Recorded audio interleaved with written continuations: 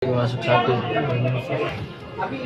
Nah, Bencana longsor terjadi di area tambang bawah tanah PT Freeport Indonesia, PT FI, Tembagapura, Kabupaten Mimika, Papua Tengah, pada Senin, 8 September 2025. Akibatnya, 7 pekerja tambang dilaporkan terjebak di lokasi kejadian. VP Corporate Communication PT Freeport Indonesia, Kartik Krisnati, dalam keterangan tertulisnya pada Rabu, 10 September 2025, menjelaskan bahwa insiden ini disebabkan oleh aliran material basah dalam jumlah yang besar di area tambang bawah tanah Grasberg Blok Cave. Insiden ini menutup akses ke sebagian area tambang, sehingga membatasi rute evakuasi bagi para pekerja yang terjebak.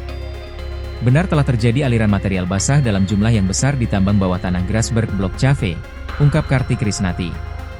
Tim gabungan dari PT Freeport Indonesia saat ini sedang berupaya melakukan evakuasi terhadap 7 karyawan yang terperangkap di area tambang bawah tanah atau underground kawasan Grasberg.